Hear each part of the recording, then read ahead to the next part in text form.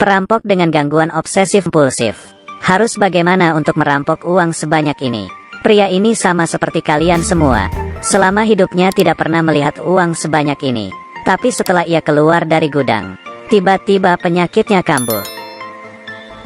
Ia tiba-tiba teringat untuk mengambil uang, lalu memindahkannya. Ia sangat sibuk hingga tidak mendengar telepon dari rekannya. Rekannya sudah panik. Ia masih tidak tahu dan memasukkan uang. Di saat petugas muncul, siapa di sana? Ia bersiap untuk memberitahu rekannya. Tapi petugas berkata, kita kan sudah bilang akhir pekan tidak perlu datang untuk lembur. Ternyata petugas mengira dia adalah petugas di sana juga. Ia pun menghela nafas. Kemudian ia kembali melanjutkan memindahkan uang. Setelah selesai dipindahkan, ia membawa pergi CCTV. Mengira dirinya sudah berhasil. Ia tidak menyadari, di luar gudang masih ada CCTV. Uang yang terlalu banyak hingga pintu mobil tidak bisa ditutup. Ia pun masuk ke dalam untuk merapikannya. Di saat itu tiba-tiba pintu mobil tertutup. Tidak. Ia terkurung dengan uang tersebut. Ia berusaha menyalakan mobil dan menekan gas. Bergegas keluar dari kantor polisi dengan ledakan.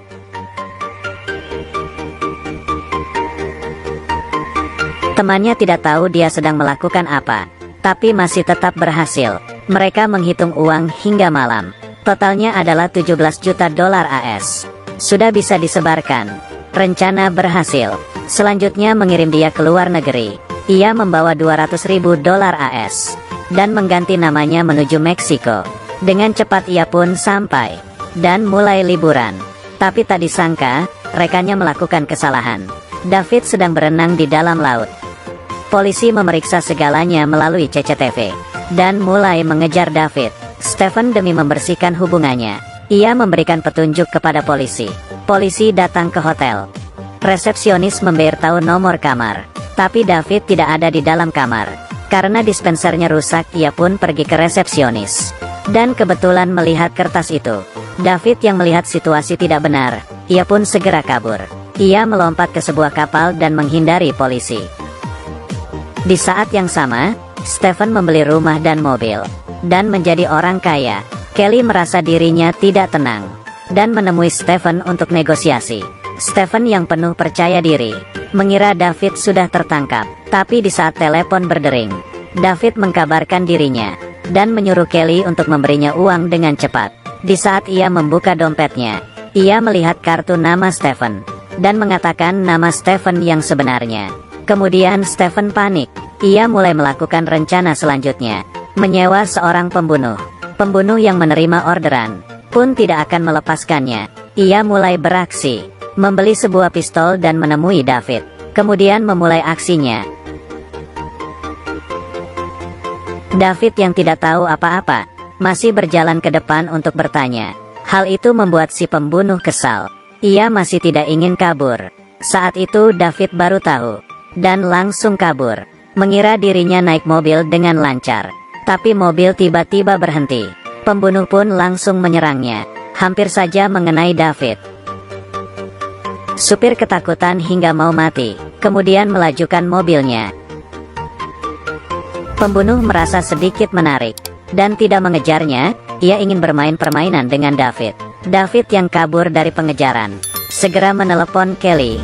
Kelly tidak tega untuk membohonginya. Kemudian mengatakan dirinya terus memanfaatkannya. David yang mendengar itu pun sedih. Kamu diam. David yang sedih pun sendirian di tengah jalan. Saat itu pembunuh muncul lagi. Di saat David siuman, pembunuh sedang menekan tombol toilet. Setelah itu, pria ini masih ingin membunuhnya. Dan mulai menyesal. Ternyata mereka adalah sama nama dan marga. Pembunuh melihat identitas palsu David. Mengira ia bertemu dengan keluarganya. Ia pun tidak bisa menyerang David. Dan meninggalkan beberapa uang untuknya. Setelah melewati hal itu, David mulai mencari perhitungan dengan Stephen. Dalam 2 hari harus memberikannya 60 juta dolar AS. Kalau tidak dia akan pergi menyerahkan diri. Dan mengatakan masih ada rekan lain yaitu Stephen. Stephen pun panik dan menangkap Kelly. Menyuruh David untuk kabur ke Amerika Selatan. Kalau tidak ia akan membunuh Kelly. David sangat marah. Tapi ia hanya bisa mengikutinya. Kebetulan, Di bandara ia bertemu dengan si pembunuh. Ia tiba-tiba mengetahui, kali ini tujuan si pembunuh adalah Kelly.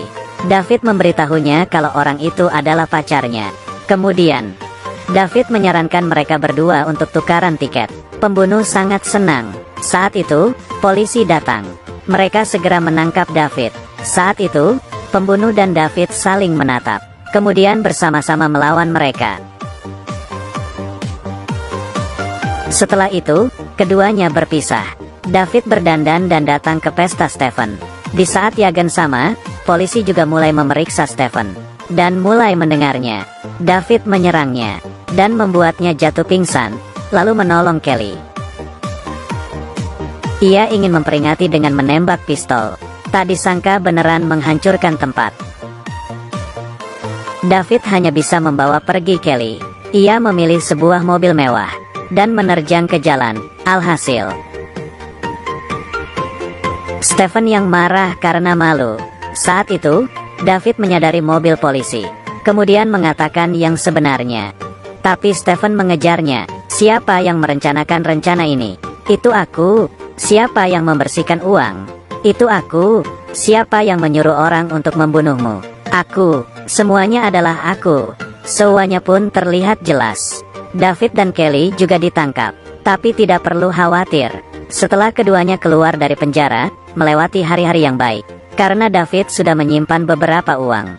Film Masterminds diadaptasi berdasarkan kisah nyata di Amerika. Kurangnya pekerjaannya tidak merusak masa depannya karena perampokan. Juga karir yang bagus dan percintaan. Sungguh hidup yang luar biasa. Ya sudah, film hari ini sampai di sini. Yang suka jangan lupa tekan tombol sukanya. Kita ketemu lagi di selanjutnya.